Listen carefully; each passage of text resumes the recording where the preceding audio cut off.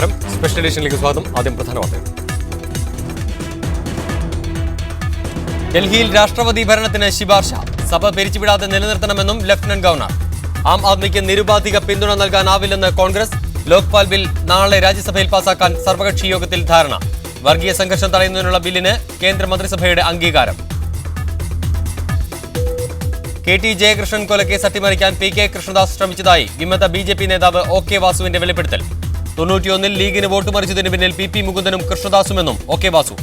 പ്രതികരിക്കാനില്ലെന്ന് കൃഷ്ണദാസും BJP നേതൃത്വവും. രാഹുൽ ഗാന്ധി കോൺഗ്രസിന്റെ പ്രധാനമന്ത്രി സ്ഥാനാർത്ഥിയെന്ന സൂചന. ഔദ്യോഗിക പ്രഖ്യാപനത്തിനായി AICCയുടെ പ്രത്യേക സമ്മേളനം ജനുവരിയിൽ. പാർട്ടിയുടെ സംഘടനാ സംവിധാനവും വിലയിരുത്തും.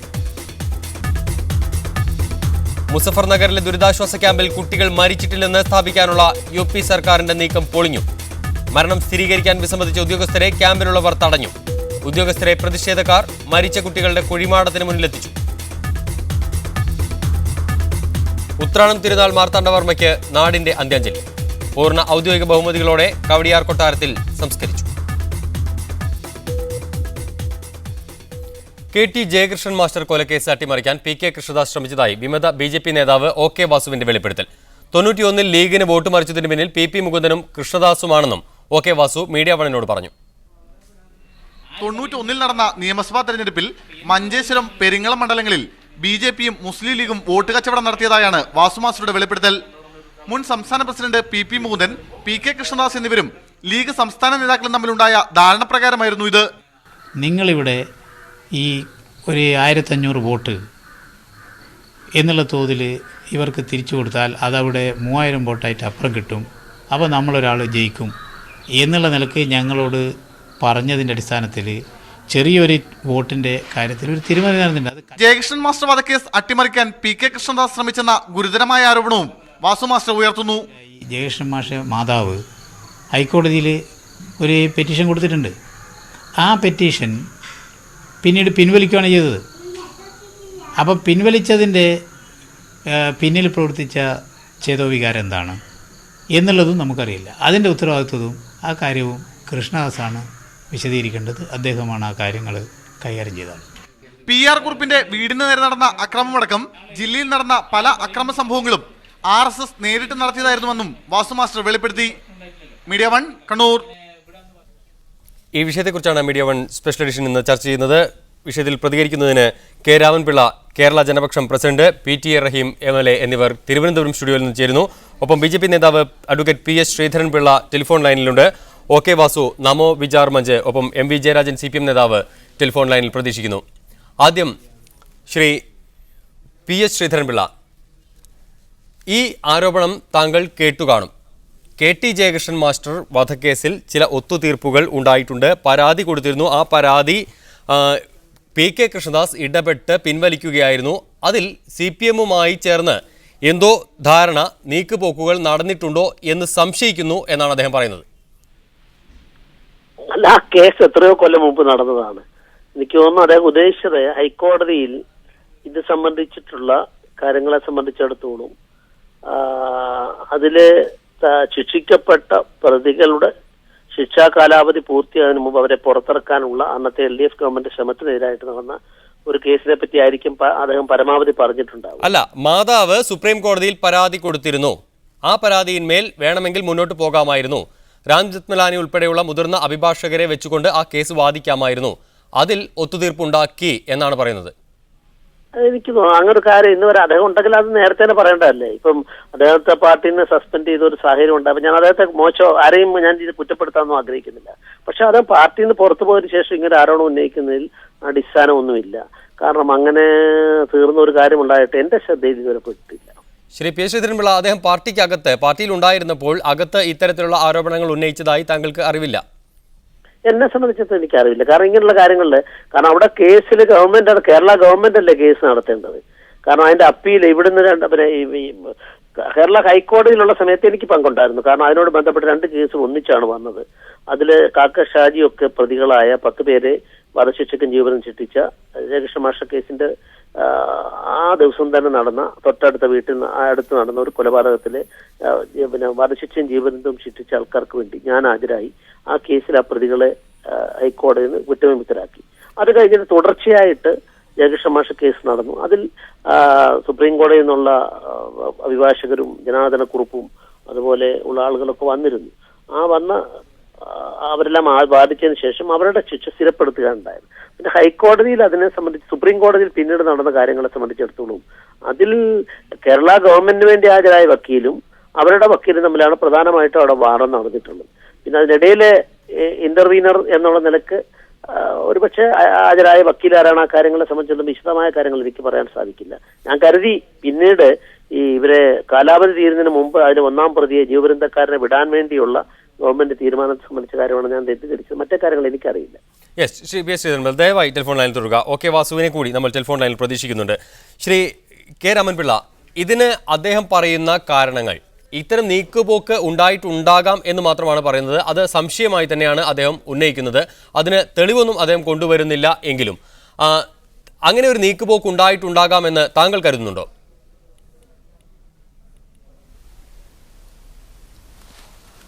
ജയകൃഷ്ണൻ മാസ്റ്റർ കൊലക്കേസ് കൈകാര്യം ചെയ്ത രീതി സംശയാസ്പദമാണ്. അവസാനം യഥാർത്ഥ പ്രതികൾ രക്ഷപ്പെടാനിടയായിട്ടുണ്ടെങ്കിൽ അതിൻ്റെ പിന്നിലെന്തോ തിരിമറി നടന്നിട്ടുണ്ടാവണം. അവസാനം സുപ്രീം കോടതി വിധിയെ തുടർന്ന് നൽകേണ്ടിയിരുന്ന അമ്മയുടെ സ്പെഷ്യൽ ലീവ് പെറ്റീഷൻ കൊടുക്കാതിരുന്നതിൽ നിന്ന് അതിൽ പാർട്ടിയുടെ ചില ആളുകൾ ഇടപെട്ടിരിക്കും എന്ന് തന്നെയാണ് ഞാൻ ഉദ്ദേശിക്കുന്നത്. കാര്യത്തിൽ പാർട്ടി അണികളിൽ അന്ന് ചർച്ച ഇതൊരു സംഭാഷണ വിഷയമായിരുന്നു, എന്തുകൊണ്ട് അത് ചെയ്തില്ല എന്നുള്ളത്. ഇങ്ങനെ ചെയ്യാറുണ്ട് പരസ്പരം കൂടി മാർക്സിസ്റ്റ് പാർട്ടിയും ആയിട്ട് ഒത്തുകളിക്കുന്ന ചില സംഭവങ്ങൾ വേറെ ഉണ്ടായിട്ടുണ്ടെന്നാണ് എനിക്കറിയാൻ സാധിച്ചിട്ടുള്ളത്. അതുകൊണ്ട് ഈ സംഭവത്തിന് സാധ്യതയുണ്ട് എന്ന് താങ്കൾ പറയുന്നത് നേരത്തെയുള്ള ചില വോട്ട് മറിക്കലുമായി ബന്ധപ്പെട്ട കാര്യങ്ങൾ വെച്ചുകൊണ്ടാണ് OK വാസു ഈ ആരോപണം ഉന്നയിക്കുന്നത്. അതുതന്നെയാണോ താങ്കളും കരുതുന്നത്? BJP അങ്ങനെ ചെയ്യാം എന്നതിന് കാരണമായി? അതെ, തീർച്ചയായിട്ടും അവിടെ അങ്ങനെ ചെയ്തതായിട്ടുള്ള പല സംഭവങ്ങളും ഉണ്ടായിട്ടുള്ളതുകൊണ്ട് ഇതും സംഭവിച്ചിട്ടുണ്ടാവണം. UDF നേതൃത്വവുമായി കോൺഗ്രസ് നേതൃത്വവുമായി BJP വോട്ട് മറിക്കാൻ മുമ്പ് പലപ്പോഴും ധാരണയുണ്ടായിട്ടുണ്ട് എന്ന് പറയുമ്പോൾ CPM-ഉമായും അത്തരത്തിൽ ധാരണയ്ക്ക് സാധ്യതയുണ്ട് എന്നാണോ? ഇപ്പോൾ ആ സംഭവത്തെ ജയകൃഷ്ണൻ മാസ്റ്റർ കൊലപാതകം തന്നെ നോക്കുക. വളരെ സുതാര്യമായ പകൽ സമയത്ത് റോഡരികിലുള്ള അരമതിൽ മാത്രമുള്ള സ്കൂളിൽ വെച്ച് ക്ലാസ് എടുത്തുകൊണ്ടിരുന്ന സമയത്താണ് അദ്ദേഹം കൊല്ലപ്പെടുന്നത്. അവിടെ നിരവധി അധ്യാപകർ കണ്ടുകൊണ്ടിരിക്കുകയാണ്. ജയകൃഷ്ണൻ മാസ്റ്ററുടെ ഗവൺമെൻറ് പുറത്ത് കാത്തിരിക്കുകയാണ്. ഇതെല്ലാം മറികടന്നുകൊണ്ട് കുറച്ച് കൊലയാളിയൊക്കെ അവിടെ ചെയ്തിട്ട് പോകാൻ സാധിച്ചു എന്ന് മാത്രമല്ല, അതിലെ യഥാർത്ഥ പ്രതികളെ പിടിക്കാനോ ശിക്ഷിക്കാനോ സാധിച്ചില്ല. ശരിയായ സാക്ഷികൾ ഹാജരാക്കാൻ കഴിഞ്ഞില്ല. ഇത് പോലീസുകാരുടെ ഭാഗത്തുള്ള വീഴ്ച മാത്രമാണ് എന്ന് ഞാൻ കരുതുന്നില്ല. അത് ഫലപ്രദമായി കൈകാര്യം ചെയ്യേണ്ടവർ ചെയ്തിട്ടില്ല എന്ന് തന്നെയാണ് എൻ്റെ കുറച്ച് വിശ്വാസം. Yes, Shri P S Sreedharan Pillai മറുപടി. കൃഷ്ണദാസിനെ സംബന്ധിച്ച് എനിക്കറിയില്ല. ഇപ്പൊ പൊടുന്നനവെ ഇടുത്തി പോലെ ഇങ്ങനെ ഒരു ആരോപണം ഉയർന്നു വന്നതിന്റെ പശ്ചാത്തലം എനിക്കറിയില്ല. കാരണം ഇതൊക്കെ ദുരുദ്ദേശപരമാണ് രാഷ്ട്രീയത്തില് ഇങ്ങനൊക്കെ. കാരണം കൃഷ്ണദാസ് ഒരിക്കലും ജയകൃഷ്ണ മാഷയുടെ കേസ് അട്ടിമറിക്കാൻ കൂട്ടു നിൽക്കുമെന്ന് ഒരാൾ പോലും വിശ്വസിക്കില്ല. കാരണം അത്രമാത്രം കൃഷ്ണദാസിന്റെ പിന്നെ ജയകൃഷ്ണ മാഷ പ്രശ്നത്തിൽ വൈകാരികമായി ഇടപെട്ട നേതാവാണ്. അപ്പൊ അതിനകത്ത് ഇപ്പൊ എന്തെങ്കിലും അഭിപ്രായവ്യത്യാസം ചില ആൾക്കാർക്കുണ്ട്, അവർ പോയി. ഞാൻ വാസുമാഷിനെ അങ്ങനെ പറഞ്ഞൊന്നും എനിക്കറിയില്ല. ഏതായാലും ഈ കാര്യത്തില് അങ്ങനെ ഒരു കൃഷ്ണദാസിനെ സംബന്ധിച്ചിടത്തോളം ഈ ആക്ഷേപം 100% തെറ്റാണ്, കളവാണ്, ദുരുദ്ദേശപരമാണെന്നുള്ള എൻ്റെ അഭിപ്രായം. ശ്രീ പി എസ് ശ്രീധരൻപിള്ള, ഇതിന് കാരണമായി പറയപ്പെടുന്ന മറ്റ് ചില ഉദാഹരണങ്ങൾ ഉണ്ട്, മുൻ അനുഭവങ്ങളുണ്ട്. അത് വോട്ട് മറിക്കാൻ സഹായിച്ചു. പെരിങ്ങളത്ത് BJPക്ക് 7600 വോട്ടുണ്ടായിരുന്നു. ധാരണപ്രകാരം 5000 വോട്ട് മറിഞ്ഞു. വോട്ടെണ്ണയപ്പോൾ BJP സ്ഥാനാർത്ഥിയായ വാസുവിന് കിട്ടിയത് 2400-ൽ താഴെ വോട്ട് മാത്രമായിരുന്നു. അങ്ങനെ ഉദാഹരണങ്ങൾ ചൂണ്ടിക്കാണിച്ചുകൊണ്ട് അന്ന് തുടങ്ങി പിന്നീട് ഇങ്ങോട്ട് കേരളത്തിൽ BJPക്ക് സ്വാധീനമുള്ള പല മണ്ഡലങ്ങളിലും ലീഗുമായി കോൺഗ്രസുമായി വോട്ട് കച്ചവടം നടന്നിട്ടുണ്ട് എന്ന് അദ്ദേഹം പറയുന്നു. അതിൻ്റെ അടിസ്ഥാനത്തിൽ ഇത്തരം ചില കച്ചവടങ്ങൾ, നീക്കുപോക്കുകൾ ഏത് രാഷ്ട്രീയ കക്ഷിയുമായും ഉണ്ടാക്കാം. അത് BJPക്ക് ഉണ്ടാക്കാനുള്ള എല്ലാ സാധ്യതയും നിലനിൽക്കുന്നു എന്നാണ് അദ്ദേഹത്തിന്റെ ആരോപണം. ഇത് എത്രയോ അതിനുശേഷം വെള്ളം ഒഴുകിപ്പോയി. ഇപ്പൊ ഇത് പറയുന്നതിൽ ഒരു കാര്യവുമില്ല. കാരണം 91-ല് ഒരു പരീക്ഷണം ഉണ്ടായിരുന്നു. ആ പരീക്ഷണം ഇല്ലെന്നൊന്നും ആരും പറയുന്നില്ല. BJP കാൻഡിഡേറ്റിനെ പിൻവലിച്ച് ബേപ്പൂരിൽ ഡോക്ടർ മാധവൻകുട്ടി നിർത്തുകയും ലീഗ് പിന്താങ്ങുകയും ചെയ്ത പരീക്ഷണം ഉണ്ടായി.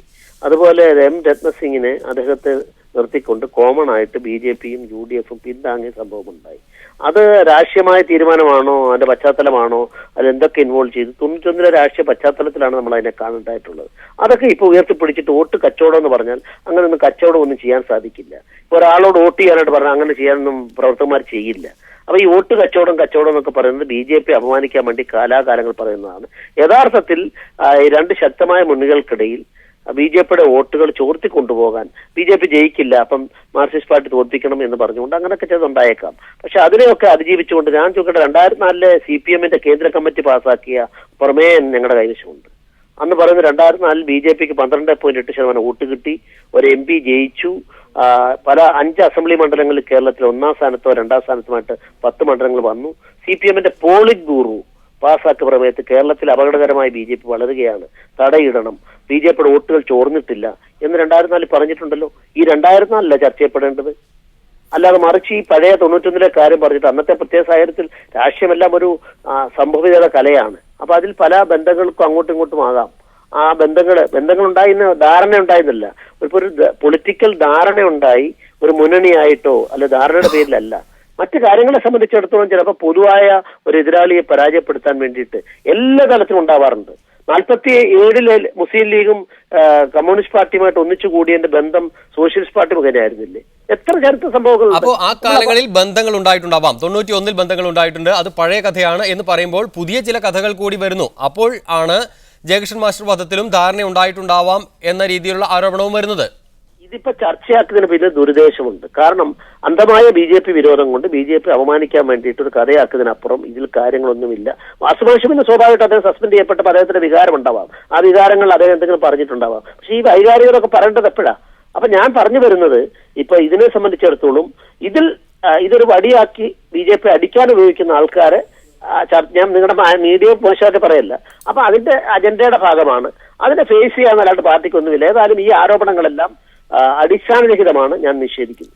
ശ്രീ PS ശ്രീധരൻപിള്ള, കണ്ണൂരിൽ പാർട്ടിക്കകത്തുണ്ടായ പിളർപ്പും നമോ വിചാർ മഞ്ചിന്റെ ഉദയവും ഒക്കെ തന്നെ ഈ പ്രശ്നങ്ങളുടെ തുടക്കമാണ്, ഈ പ്രശ്നങ്ങളുടെ ഭാഗമാണ്. അപ്പോൾ പ്രശ്നങ്ങളുണ്ട്, അതുകൊണ്ടാണല്ലോ പാർട്ടി രണ്ടാവുന്നതും.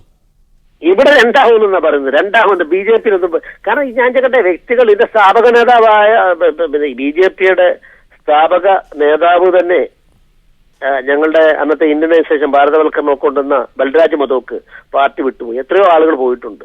ഈ പാർട്ടിയുടെ സംവിധാനം ഒരു തത്വാടിസ്ഥമായ നിലപാടിലുള്ള ഒരു പാർട്ടിയാണ്. അതിനെ തകർക്കാൻ ആർക്കും സാധിക്കില്ല. തിരിച്ചു വരാം താങ്കളിലേക്ക്. ശ്രീ K. രാമൻപിള്ള, താങ്കൾ PS ശ്രീധരൻപിള്ളയുടെ വാദങ്ങൾ കേട്ടു കാണും. BJPയെ തകർക്കാൻ ഉദ്ദേശിച്ചുകൊണ്ട് പാർട്ടി വിരുദ്ധരായ ചില ആളുകൾ നടത്തുന്ന വളരെ ബോധപൂർവമായ ശ്രമം ആയി മാത്രമാണ് അദ്ദേഹം ഇതിനെ കാണുന്നത്. അദ്ദേഹത്തിൻ്റെ അഭിപ്രായത്തിനെ നേരിടാനല്ല ഞാൻ ഉദ്ദേശിക്കുന്നത്. എനിക്ക് എൻ്റെ സ്വന്തം അനുഭവത്തിൻ്റെ അടിസ്ഥാനത്തിൽ BJPയുടെ വോട്ടുകൾ മറിയുക എന്നുള്ളത് ഒരു വാർത്താമൂല്യം നഷ്ടപ്പെട്ടിരിക്കുന്നു. അത് സ്ഥിരമായിട്ട് നടന്നുകൊണ്ടിരിക്കുന്നതാണ്. ഒരിക്കൽ ഞാൻ നോക്കിയപ്പോൾ 6000 പാർട്ടി അംഗങ്ങളുള്ള മണ്ഡലത്തിൽ വെറും 3000 വോട്ട് മാത്രമേ കിട്ടിയുള്ളൂ. അപ്പോൾ അംഗങ്ങളിൽ തന്നെ പകുതി വോട്ട് ചെയ്തിട്ടില്ല. പിന്നെ പൊതുജനങ്ങളുടെ കാര്യം പറയാനുണ്ടോ? ഇങ്ങനെയുള്ളത് ഒരു അസാധാരണമല്ല, സാധാരണമായിരുന്നു. പാർട്ടികൾ തമ്മിൽ ധാരണ ഉണ്ടാക്കാറുണ്ട്, അഡ്ജസ്റ്റ്മെൻ്റ് ഉണ്ടാകാറുണ്ട്. പക്ഷെ അത് പാർട്ടികൾ തമ്മിൽ ഉണ്ടാക്കുന്നതാണ്. ഇതങ്ങനെയൊന്നുമല്ല. പാർട്ടികൾ തമ്മിൽ യാതൊരു ധാരണയും ഇല്ലാത്ത അവസ്ഥയിൽ BJPയുടെ വോട്ടുകൾ ചോരുന്നു എന്നുള്ളതാണ് BJPയിൽ സംഭവിച്ചിട്ടുള്ള അസാധാരണമായ സാഹചര്യം. മറ്റൊരു പാർട്ടിക്കും അങ്ങനെ ഉണ്ടെന്ന് എനിക്ക് തോന്നുന്നില്ല. ഇങ്ങനെ വോട്ട് ചോർത്തുന്ന ചില വ്യക്തികൾ വളരെ ശക്തരാണ്. അവരുടെ ഇത്തരം നടപടികളെ ചോദ്യം ചെയ്യാനോ അവരുടെ പേരിൽ എന്തെങ്കിലും നടപടിയെടുക്കാനോ പാർട്ടിക്ക് സാധിക്കുന്നില്ല. ഇതാണ് BJP ഇതുവരെയും നേരിട്ട ഏറ്റവും വലിയ ഭീഷണി. എതിരാളികളല്ല, ഇതിനകത്തുള്ളവരാണ് ഏറ്റവും കൂടുതൽ ദ്രോഹം ചെയ്തിട്ടുള്ള പാർട്ടിയുടെ വളർച്ചയെ തടഞ്ഞിട്ടുള്ളത്. ഈ വസ്തുത അംഗീകരിച്ചുകൊണ്ട് അതിന് ഉത്തരവാദികളായവരുടെ പേരിൽ ആക്ഷൻ എടുക്കണം എന്ന് പറഞ്ഞതിന് ഞാൻ അവിടുന്ന് പുറത്തു പോരേണ്ടി വന്നു. അത് കുറ്റം ചെയ്തവരെ വളരെ ഭദ്രമായിട്ട് അവിടെ ഇരുന്നു. ശ്രീ രാമൻപിള്ള, അന്ന് സേവിയർ പോളിന്റെ അന്വേഷണ റിപ്പോർട്ട് ഉണ്ടായിരുന്നു. ആ റിപ്പോർട്ട് എങ്ങനെയാണ് ചർച്ച ചെയ്യപ്പെട്ടത്? പിന്നീട് ഡോക്ടർ സേവിയർ പോൾ പാർട്ടിയിൽ എങ്ങനെയാണ് പരിഗണിക്കപ്പെട്ടത്? 1991 തെരഞ്ഞെടുപ്പിൽ ഉണ്ടായ ക്രമക്കേടുകളെ സംബന്ധിച്ച് അന്വേഷിക്കാൻ നിയോഗിച്ച കമ്മിറ്റിയിൽ ഒരു അംഗമായിരുന്നു സേവ്യർ പോൾ. ആ കമ്മിറ്റിയുടെ റിപ്പോർട്ട് പാർട്ടിയുടെ അഖിലേന്ത്യാ പ്രസിഡന്റിനും മറ്റു നേതാക്കൾക്കും അയച്ചു കൊടുത്തിരുന്നു. അതിൽ വളരെ വ്യക്തമായും എങ്ങനെയാണ് വോട്ടുകൾ ചോർത്തുന്നതെന്ന് ചൂണ്ടിക്കാണിച്ചിരുന്നു. പാർട്ടിയുടെ തീരുമാനപ്രകാരമല്ല, തീരുമാനത്തെ ലംഘിച്ചുകൊണ്ടാണ്, തികച്ചും അച്ചടക്ക ലംഘനമാണ് നടക്കുന്നത് എന്ന് അതിൽ വ്യക്തമായിട്ട് പറഞ്ഞിരുന്നു. പക്ഷേ അതിന് ഉത്തരവാദികളുടെ പേരിൽ നടപടിയെടുക്കാൻ സാധിച്ചില്ല. ഞാൻ പ്രസിഡൻ്റായിരുന്ന സമയത്താണെങ്കിൽ തന്നെയും എനിക്കും ഒരു ആക്ഷനും എടുക്കാൻ സാധിച്ചില്ല. അപ്പം ഞാൻ ഒരു അനാവശ്യമായിട്ട് ചില ആളുകളെ പ്രതികളാക്കുന്നു എന്നൊരു ആരോപണം കൂടി പാർട്ടിക്കകത്തുണ്ടായി. വാസ്തവമായിട്ട് അതായിരുന്നില്ല. ഞാൻ സതുദ്ദേശത്തോടുകൂടി ഇങ്ങനെ വോട്ട് ചോർത്തുന്ന ക്രമക്കേടുകളെ തടയണം എന്ന ഉദ്ദേശത്തോടു കൂടിയാണ് ആ റിപ്പോർട്ട് നടപ്പിലാക്കണം എന്ന് വാദിച്ചത്. പക്ഷേ ഞാൻ ഒറ്റപ്പെട്ടു പോയി. അന്ന് സഹായിക്കാൻ ആരും ഉണ്ടായില്ല. അതാണ് പിന്നീട് ഞാൻ പുറത്തു പോകുന്നതിലേക്ക് നയിച്ച നിരവധി കാരണങ്ങളിലൊന്ന്. യെസ്, തിരിച്ചു വരാം. ശ്രീ പി ടി റഹീം, വളരെ നേരമായി താങ്കൾ ഈ ചർച്ച കേട്ടുകൊണ്ടിരിക്കുന്നു, ഇരുവരുടെയും വാദങ്ങൾ. താങ്കളിലേക്ക് വരാൻ അല്പം വൈകിപ്പോയി. താങ്കൾ ഈ ചർച്ച കേൾക്കട്ടെ മുഴുവനായും എന്ന് വിചാരിച്ചിട്ട് തന്നെയാണ് വരാൻ വൈകിക്കുന്നത്. ഇങ്ങനെ പറയുമ്പോൾ പുറത്തു നിൽക്കുന്ന ഒരാളെന്ന നിലയ്ക്ക് എങ്ങനെയാണ് ഈ വോട്ട് മറിക്കൽ താങ്കൾ സാക്ഷ്യം വഹിച്ചിട്ടുള്ളത്?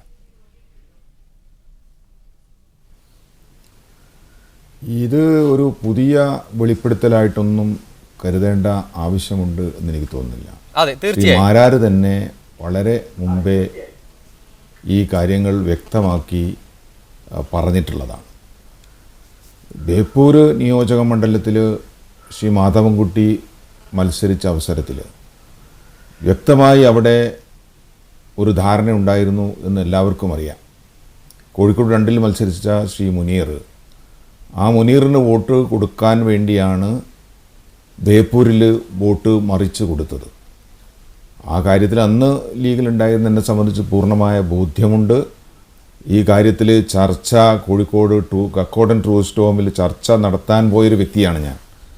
ശ്രീ ശ്രീധരൻപിള്ള തന്നെ ഈ കാര്യത്തിൽ കുറ്റസമ്മതം നടത്തിയ സ്ഥിതിക്ക്, അല്ലെങ്കിൽ അദ്ദേഹം അത് സമ്മതിച്ച സ്ഥിതിക്ക് ആ കാര്യത്തിലേക്ക് കൂടുതൽ പോകേണ്ട കാര്യമുണ്ട് എന്ന് എനിക്ക് തോന്നുന്നു. അത് നടന്നു എന്നതുകൊണ്ട് തന്നെയാണ് അത് പഴയ കഥ എന്ന നിലയ്ക്ക് തള്ളിപ്പറയാൻ BJP നേതാക്കൾ തയ്യാറാവുന്നത്. പക്ഷേ ഈ സംഭവം ഇപ്പോൾ ഓർത്തെടുക്കേണ്ടി വരുന്നത് തുടർന്നും പല ഘട്ടങ്ങളിലും പല തെരഞ്ഞെടുപ്പുകളിലും അത് ആവർത്തിക്കപ്പെട്ടു. അങ്ങനെ BJP ആരുമായും ഇത്തരം ഒത്തുതീർപ്പുകൾക്ക് ഒരുങ്ങും എന്നതിൻ്റെ തെളിവായാണ് ഇത് കാണിക്കപ്പെടുന്നത്.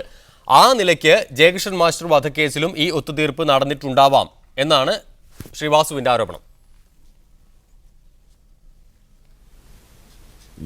ഞാൻ കോഴിക്കോട് ജില്ലയെ സംബന്ധിച്ച് പറയുകയാണെങ്കിൽ മാറാട് കേസിൽ വ്യക്തമായ രീതിയിലുള്ള മാനിപ്പുലേഷൻ നടന്നിട്ടുണ്ട് മുസ്ലിം ലീഗും BJPയും തമ്മിൽ എന്നുള്ള കാര്യത്തിൽ ഒരു തർക്കവുമില്ല. അതെല്ലാവർക്കും അറിയാവുന്ന ഒരു വസ്തുതയാണ്. നിരപരാധികളായിട്ടുള്ള ആളുകൾ ജയിലിലടക്കപ്പെടുകയും അതേപോലെ തന്നെ കുറ്റം ചെയ്ത ആളുകളൊക്കെ രക്ഷപ്പെടുകയും ചെയ്തു. അതിൽ ചിലവഴിക്കപ്പെട്ടത് കോടിക്കണക്കിന് രൂപയാണ് ആ ഒരു സെറ്റിൽമെൻറ്റിൽ കൊണ്ടുവരാൻ വേണ്ടിയിട്ട്. ഒരു വർഷമായി പുറത്ത് താമസിക്കേണ്ടി വന്ന മാറാട് പ്രദേശത്തെ ഒരു വിഭാഗം ആളുകളെ തിരിച്ചു കൊണ്ടുവരാൻ വേണ്ടി അന്നത്തെ ഭരണത്തിലുണ്ടായിരുന്ന ആളുകൾ കോടിക്കണക്കിന് രൂപയാണ് ചിലവഴിച്ചത്. അന്നത്തെ സാഹചര്യം നമുക്കറിയാം. ശ്രീ കുഞ്ഞാലിക്കുട്ടി അന്ന് മന്ത്രിയായിരുന്നു, ശ്രീ MK മുനീർ അന്ന് മന്ത്രിയായിരുന്നു, ശ്രീ നാലകത്ത് സൂപ്പി അന്ന് മന്ത്രിയായിരുന്നു. ഇവർക്ക് 3 പേർക്കും യഥാർത്ഥത്തിൽ മാറാട്ടേക്ക് പോകാൻ പോലും സാധിച്ചില്ല. കൊടി കുത്തിയ കാറ് അവരെ കൈവശമുണ്ടായിട്ട് പോലും അവർക്ക് അങ്ങോട്ട് പോകാൻ സാധിച്ചില്ല. പിന്നീട് ഈ കാര്യങ്ങളൊക്കെ എങ്ങനെയാണ് സെറ്റിൽ ചെയ്യപ്പെട്ടത് എന്നുള്ളത് എല്ലാവർക്കും അറിയാവുന്ന ഒരു വിഷയമാണ്. അതിൽ കോടിക്കണക്കിന് രൂപയാണ് കൈമറിഞ്ഞു പോയത് എന്ന് എല്ലാവർക്കും അറിയാം. അതുകൊണ്ട് ഇത്തരം ഒത്തുതീർപ്പുകൾ BJP പല ഘട്ടങ്ങളിലും ചെയ്തു വച്ചിട്ടുള്ളതാണ്. ഈ വടകര നിയോജക മണ്ഡലത്തിൽ അന്ന് ഇതേ വിഷയമുണ്ടായിരുന്നു. പാർലമെൻറ്റ് നിയോജക മണ്ഡലത്തിൽ അവിടെയും ഇതുപോലെ അന്ന് KP ഉണ്ണികൃഷ്ണനാണ് ജയിച്ചത്. അദ്ദേഹത്തിനെതിരായിട്ട് ലീഗ് അന്ന് കോഴിക്കോട്ടെ ഒരു അഭിഭാഷകനെയാണ് സപ്പോർട്ട് ചെയ്തിരുന്നത്. തിരിച്ചു വരാം ശ്രീ പി ടി റഹീം. ശ്രീ PS ശ്രീധരൻപിള്ള, താങ്കൾ കേട്ടു കാണും കോഴിക്കോട് ജില്ലയിൽ നിന്നുള്ള അനുഭവങ്ങൾ PT റഹീം വിവരിക്കുന്നത്. മാറാട് ഉൾപ്പെടെയുള്ള അനുഭവങ്ങളിൽ പഴയ കഥകൾ അതുകൊണ്ടൊക്കെ തന്നെയാണ് പറയേണ്ടി വരുന്നത്. ശ്രീധരൻപിള്ള, നിങ്ങൾക്ക് ഞാൻ നിങ്ങളുടെ ചാനലിനെ കുറ്റപ്പെടുത്തുന്ന ചർച്ചയുള്ള അവകാശമുണ്ട്, ഞാൻ മാനിക്കുന്നു. ഇതൊരു അപ്രസക്തമായ ചർച്ചയാണ്. കാരണം ഈ മാറാട് സംഭവങ്ങൾ സെറ്റിൽ ചെയ്തതിനകത്തില് ഞാൻ ചോദിക്കട്ടെ, ഒരു 8 പേര് കൊല്ലപ്പെട്ടു. ആ കൊല്ലപ്പെട്ടതിന് ശേഷം പിന്നെ സ്വാഭാവികമായിട്ടും അവിടുത്തെ അരയ സമൂഹത്തിന് തിരിച്ചടിക്കാൻ സാധിക്കും, ഹിന്ദു സമൂഹത്തിന് സാധിക്കും. അത് വേണ്ട എന്ന് പറഞ്ഞുകൊണ്ട്, അങ്ങനെ തിരിച്ചടിക്കുക എന്ന് പറഞ്ഞാൽ നിരപരാധികളായ ഒരു കലാപത്തിലേക്കാണ് പോവുക. അത് വേണ്ട എന്ന് പറഞ്ഞുകൊണ്ട് സെറ്റിൽമെന്റിന് വേണ്ടിയിട്ടുള്ള ചർച്ചകളിൽ പങ്കെടുത്തവര് എല്ലാ മുസ്ലിം സംഘടന ഒരു ഭാഗത്ത്, എല്ലാ ഹിന്ദു സംഘടന മറുഭാഗത്ത്. ഗസ്റ്റ് ഹൗസിലെ ചർച്ചയിൽ ജമാഅത്തെ ഇസ്ലാമി പങ്കെടുത്തിട്ടുണ്ട്, മുസ്ലിം ലീഗിന്റെ ആൾക്കാർ പങ്കെടുത്തിട്ടുണ്ട്, സുന്നികളുടെ പ്രതിനിധികൾ പങ്കെടുത്തിട്ടുണ്ട്. ഇവരെല്ലാം കൂടെ ചേർന്നൊരു ചർച്ചയുടെ ഫോർമുല പ്രകാരം ഓരോ കുടുംബത്തിനും മരിച്ച ആൾക്കാർക്ക് 10 ലക്ഷം രൂപ കൊടുക്കാനും, അതുപോലെ തന്നെ ഓരോ ആൾക്ക് ജോലി കൊടുക്കാനും, CBI അന്വേഷണം അത് നിയമ ഉപദേശത്തിന് വിധേയമായി ചെയ്യാമെന്നും, പിന്നെ അവിടെ പാക്കേജ്, ഇവിടുത്തെ പ്രദേശത്തിന്റെ വികസനം, ഇത് തുറസായിട്ട് അറിയാവുന്ന. ഇതിനെപ്പറ്റിയൊക്കെ തെറ്റിദ്ധാരണ പരത്തുന്നത്, ആ പരത്തുന്ന ആൾക്കാര് അതുമായി ബന്ധപ്പെട്ട് പിന്നെ CPM-ന്റെ ഔപചാരികമായി സ്റ്റേറ്റ് കമ്മിറ്റി നടത്തുന്ന പത്രം മാപ്പ് എഴുതേണ്ടി വന്നു, കേരള കൗമുദി എഴുതേണ്ടി വന്നു. അതുകൊണ്ട് ഇത്തരം കാര്യങ്ങളെ സംബന്ധിച്ചിടത്തോളം ഒക്കെയുള്ള കാര്യങ്ങൾ രാഷ്ട്രീയപ്രേരിതമായ അടിസ്ഥാനമില്ലാത്ത ആരോപണങ്ങളാണ്.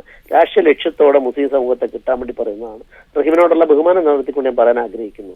അതിനകത്ത് 10 ലക്ഷം രൂപയിലും കൊടുത്തത് ഗവൺമെന്റ് ഫണ്ടിൽ നിന്നാണ്. ആ ഫണ്ടിലേക്ക് ആരെങ്കിലും കോൺട്രിബ്യൂട്ട് ഉണ്ടോ ഇല്ലെന്ന് ഞാൻ പറയുന്നില്ല. അങ്ങനെ ഒരു പ്രശ്നം തീർന്നതാണോ, അതല്ല ഒരു കലാപത്തിലേക്ക് കാര്യങ്ങളെ കൊണ്ടുപോകേണ്ടതാണോ വേണ്ടിയത്? അതെ, അപ്പോൾ കണ്ണൂരിലെ പ്രശ്നവും അങ്ങനെ തീർന്നതാണോ?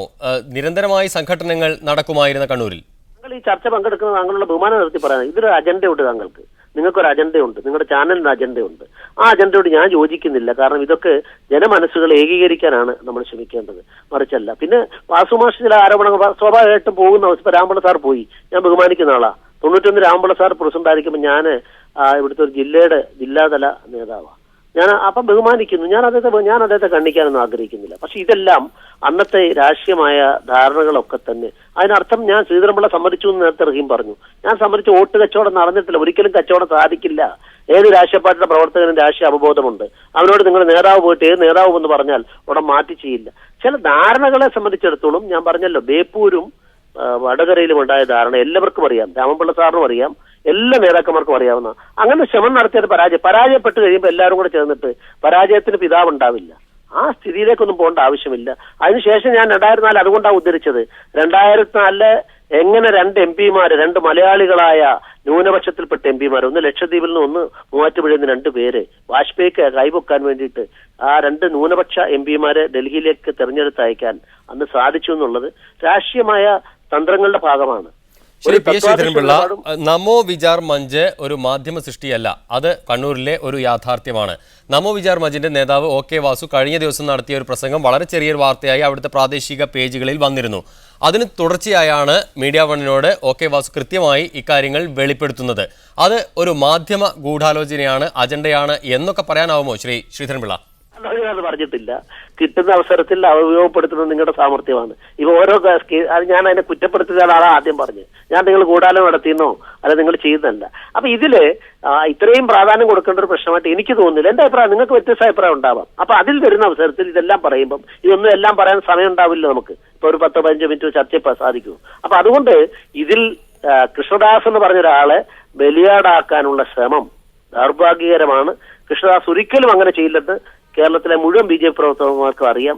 അതുകൊണ്ട് ആ ആരോപണത്തെ ഞാൻ ശക്തിയുക്തം നിഷേധിക്കുന്നു. കേരളത്തിലെ ഏറ്റവും പ്രവർത്തകന്മാരുടെ ഇടയിൽ അവരുടെ ഹൃദയത്തിൽ സ്ഥാനമുള്ള ആളായിട്ട് ഇപ്പൊ കൃഷ്ണദാസിനെ സംബന്ധിച്ചിടത്തോളം എനിക്ക് മനസ്സിലാക്കാൻ സാധിച്ചിട്ടുണ്ട്. കൃഷ്ണദാസ് അങ്ങനെ ചെയ്യില്ല ഒന്ന്.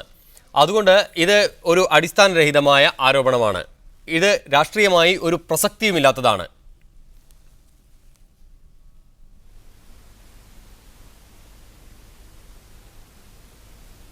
ശ്രീ രാമപിള്ള, ഇതൊക്കെയാണ് PS ശ്രീധരൻപിള്ളയുടെ വാദങ്ങൾ.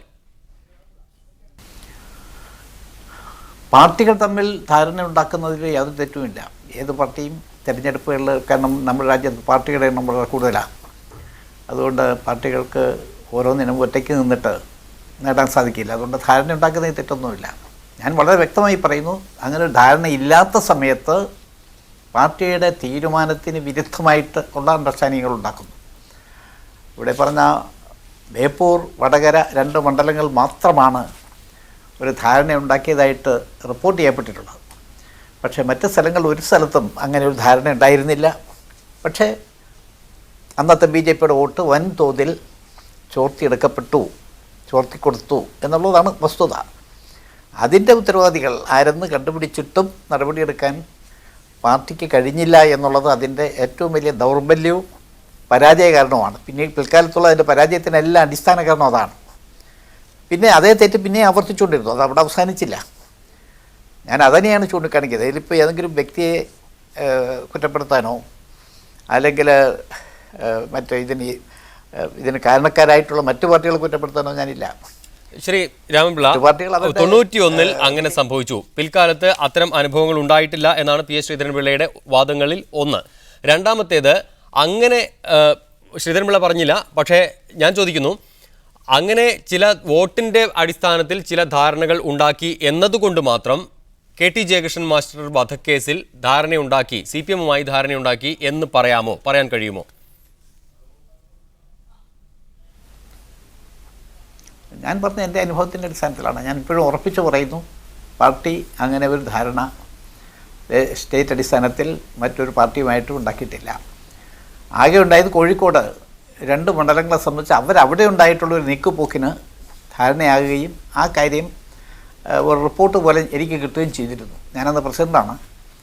അതല്ലാതെ മറ്റൊരു സ്ഥലത്തെ സംബന്ധിച്ച് ഒരു ധാരണയും ഉണ്ടായിരുന്നില്ല. ധാരണ ഇല്ലാതെ വോട്ട് ചോർത്തി കൊടുക്കുകയായിരുന്നു. അത് വ്യക്തികൾ തമ്മിലുള്ള ധാരണയായിരുന്നു. ഒരുപക്ഷെ കക്കോടൻ ലോഡ്ജിൽ കൂടിയതൊക്കെ അങ്ങനെയുള്ള കുറച്ച് ആളുകളുടെ കൂട്ടമായിരുന്നു. ഞങ്ങളെ സംബന്ധിച്ചിടത്തോളം ഞങ്ങളുടെ പാർട്ടിയുടെ ഔദ്യോഗിക തീരുമാനം അനുസരിച്ചല്ല അതുണ്ടായിട്ടുള്ളത്. അത് ഞങ്ങൾ പിന്നീടുള്ള അന്വേഷണ റിപ്പോർട്ടിൽ വ്യക്തമാക്കിയിട്ടുണ്ട്. അപ്പോൾ ആ റിപ്പോർട്ടൊന്നും പരിഗണിക്കാതെ അതിലെ വസ്തുതകൾ അതിന് മറച്ചു വെച്ചുകൊണ്ട് നമുക്ക് മുന്നോട്ട് പോകാൻ സാധിക്കില്ല. തെറ്റുകൾ സ്വയം സമ്മതിച്ച് ആ തെറ്റുകൾ തിരുത്താൻ തയ്യാറാകാതെ ഒരു പ്രസ്ഥാനത്തിനും വളരാൻ സാധ്യമല്ല. എത്ര കാലം അത് മറച്ചു വയ്ക്കും? ഇവിടെ ഇപ്പോൾ ഒരു തിരഞ്ഞെടുപ്പിൽ മാത്രമല്ല, പല തിരഞ്ഞെടുപ്പിൽ പിന്നീടും അത് ആവർത്തിച്ചു. ഒരുപക്ഷെ ഞാൻ തന്നെ മത്സരിച്ച 3 ഘട്ടങ്ങളിലും ഞാൻ മത്സരിച്ച മണ്ഡലങ്ങളിൽ എൻ്റെ കൺമുന്നിൽ വെച്ച് തന്നെ വോട്ടുകൾ മറിഞ്ഞു പോകത്തക്ക വിധത്തിലുള്ള ഒരു പ്രവർത്തന ശൈലി പലരും സ്വീകരിച്ചതായിട്ട് അറിയാൻ സാധിച്ചു. അതുപോലെ ഒ രാജഗോപാൽ മത്സരിച്ച 2004 ലോക്സഭാ തെരഞ്ഞെടുപ്പിൽ എങ്ങനെ വോട്ട് ഫ്രീസ് ചെയ്യാം, എങ്ങനെ നമ്മുടെ സ്വന്തം സ്ഥാനാർത്ഥിയെ തോൽപ്പിക്കാം, അതിനുള്ള ഒരു മത്സരമാണ് കുറേ ആളുകൾ കാണിച്ചത്. അതിൻ്റെ വ്യക്തമായ തെളിവ് കിട്ടി അവരെ മാറ്റി നിർത്തി പുനഃസംഘടിപ്പിക്കണമെന്ന് കൗൺസിൽ ശുപാർശ ചെയ്തു. പക്ഷെ ഒരു ഫലം ഉണ്ടായില്ല. അതാണ് അവിടെ ഈ തെറ്റ് ചെയ്യുന്നവരെ പ്രൊട്ടക്റ്റ് ചെയ്യുന്ന ഒരു ശക്തമായ ഒരു ലോബിയുണ്ട്, പാർട്ടിക്കകത്തും പുറത്തുമുണ്ട്. യെസ്, തിരിച്ചു വരാം. Shri K Raman Pillai, Thomas Isaac CPM നേതാവ് നമ്മോടൊപ്പം ടെലിഫോൺ ലൈനിൽ ചേരുന്നുണ്ട്. ശ്രീ തോമസ് ഐസക്, ഇപ്പോൾ പുതിയ വെളിപ്പെടുത്തൽ OK വാസു, നമോ വിചാർ മഞ്ചിന്റെ നേതാവ് OK വാസു കണ്ണൂരിൽ നിന്ന് പറയുന്നത് KT ജയകൃഷ്ണൻ മാസ്റ്റർ വധക്കേസിൽ CPM BJP നേതൃത്വം ചില ഒത്തുതീർപ്പുകൾ ഉണ്ടാക്കിയിട്ടുണ്ട് എന്നാണ്. അതുകൊണ്ടാണ് സുപ്രീം കോടതിയിൽ ഈ പരാതി നൽകിയിട്ടും രാം ജെത്മലാനി അടക്കമുള്ള പ്രമുഖ അഭിഭാഷകർ ഈ കേസിൽ BJPക്ക് വേണ്ടി വാദിക്കാൻ തയ്യാറായിട്ടും അതിൽ PK കൃഷ്ണദാസ് ഇടപെട്ട് പരാതി പിൻവലിപ്പിച്ചത് എന്നുമാണ് ആരോപണം. BJP ആരുമായിട്ടാണ് ഒത്തുതീർപ്പുണ്ടാക്കുക എന്നുള്ളത് എല്ലാവർക്കും അറിയാവുന്ന കേസല്ലേ. ഏതായാലും ഈ കേരളത്തിൽ RSSന്റെ BJPയുടെ ശത്രുവാരാണ്?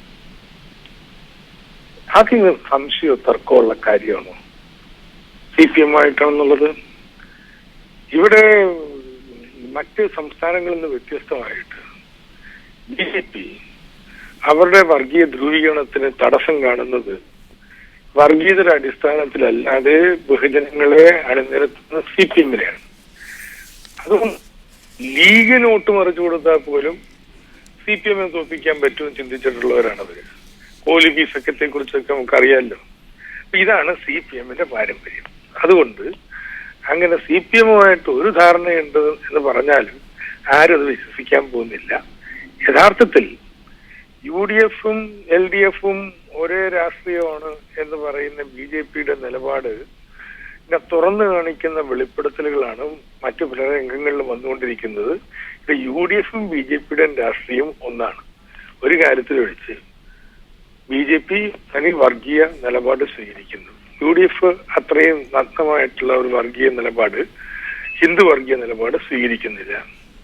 അപ്പോൾ യാഥാർത്ഥ്യങ്ങൾ നിങ്ങൾ പറയുന്നത് പോലെയല്ല. യെസ്, ശ്രീ PT റഹീം, താങ്കൾക്ക് എന്താണ് കൂട്ടിച്ചേർക്കാനുള്ളത് ഇക്കാര്യത്തിൽ? CPM-ഉമായി ഒരു നിലയ്ക്കും BJP ധാരണയുണ്ടാക്കാനുള്ള യാതൊരു സാധ്യതയും ഇല്ല എന്നാണ് ഡോക്ടർ തോമസ് ഐസക് ചൂണ്ടിക്കാണിക്കുന്നത്. കേരളത്തിൽ ഒരുപാട് വിഷയങ്ങൾ നമ്മൾ അഭിമുഖീകരിച്ചുകൊണ്ടിരിക്കുന്നുണ്ട്. തീർച്ചയായിട്ടും BJPയുടെ മുഖ്യ ശത്രു എന്ന് പറയുന്നത് ഇടതുപക്ഷ പ്രസ്ഥാനങ്ങൾ തന്നെയാണ് എന്നുള്ള കാര്യത്തിൽ തർക്കമൊന്നുമില്ല.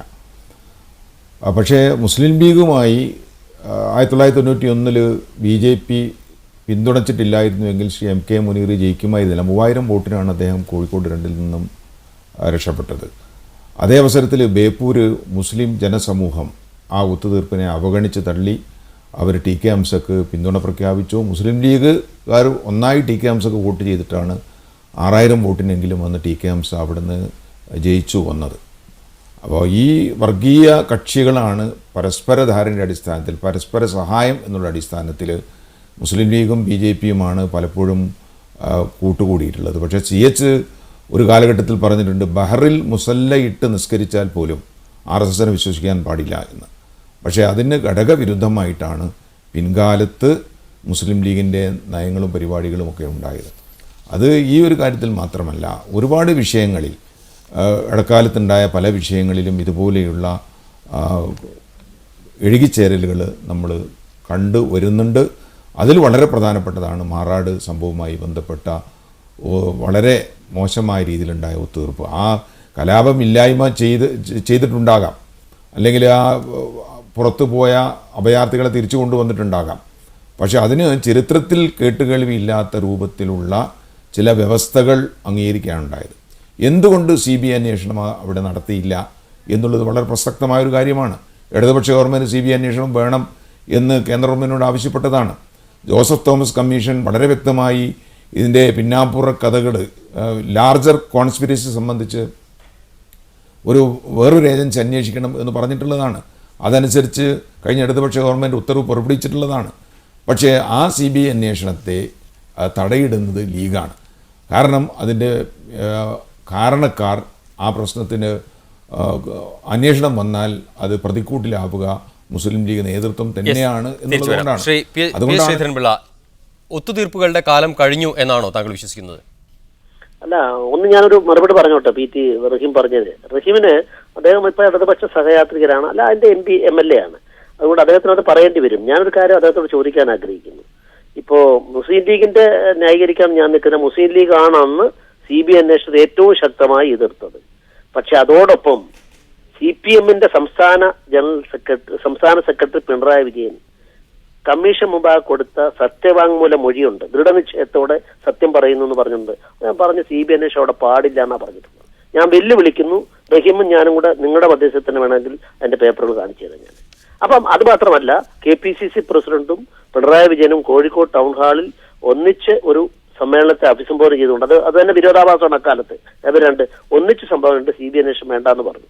കേരള ഗവൺമെന്റിന്റെ നിലപാട് ഒരു കത്ത് CBIക്ക് അയച്ചു. CBIയുടെ കൗൺസിലായിരുന്ന ആളാണ് ഞാൻ, വളരെക്കാലം ഞാൻ.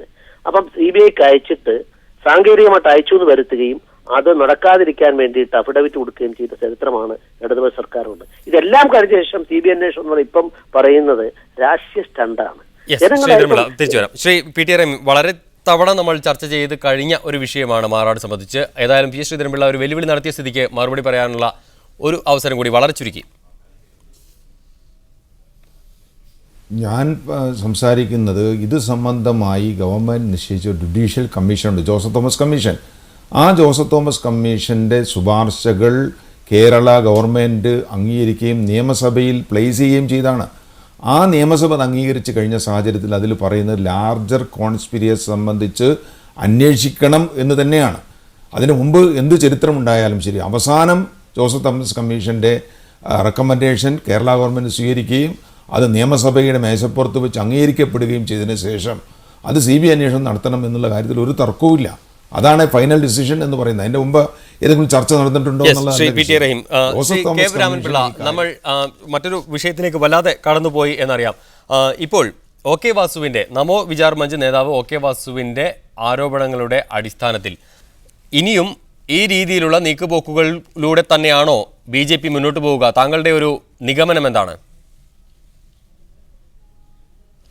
BJP ഈ രീതിയിൽ മുന്നോട്ട് പോവുകയാണെങ്കിൽ അതിന് രക്ഷപ്പെടാൻ സാധിക്കില്ല.